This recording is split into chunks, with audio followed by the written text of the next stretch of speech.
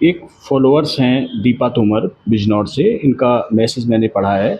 ये जानना चाहती हैं कि उनको ब्लीडिंग पाइल्स है, यानी कि रक्तार्थ है, उनको हेमोरेड्स की समस्या है, लैट्रिन के रास्ते खून आता है।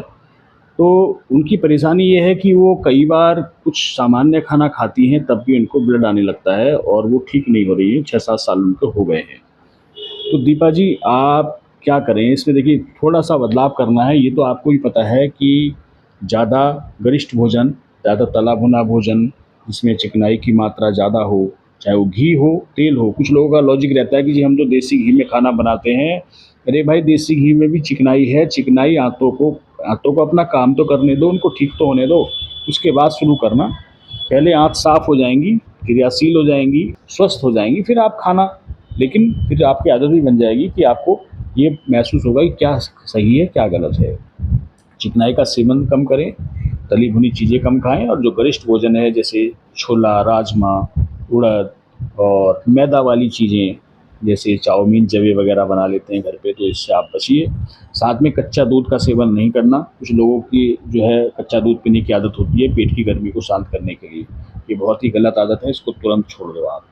इसके अलावा जो परहेज़न वाली मेडिसिन होती हैं, आयुर्वेदिक औषधियों की बात करूँ तो जिनमें सनाई की पत्ती हो, तो बार बार विरेचन वाली औषधि बिल्कुल ना लें। इससे आंतें आपकी कमज़ोर हो जाएंगी और ज़िंदगी में कभी भी पाइल्स ठीक नहीं होगी। अब यहाँ पर सवाल बनता है कि अगर हम परहेज़न मेडिसिन नहीं लेंगे तो हमारा पेट साफ़ नहीं होगा, तो पाइल्स कैसे ठीक होगी? तो इसके लिए आप दही का सेवन करो, दही में इसबगोल की भुस्सी मिला कर के सेवन करो।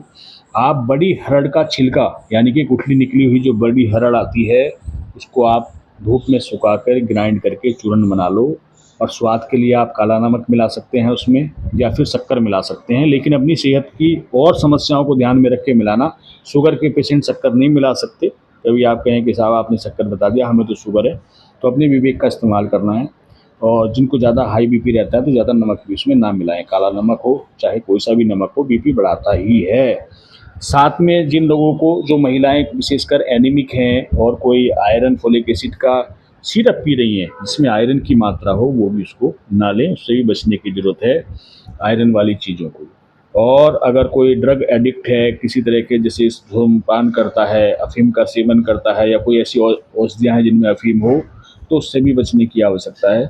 एक बार आप जब ठीक हो जाएंगे, देखिए, पाइल्स की समस्या कितनी भी पुरानी हो, चाहे वो ब्लीडिंग पाइल्स हो या फिर आपकी मस्से वाली पाइल्स हो, 2-3 महीने में बिल्कुल ठीक हो जाती है।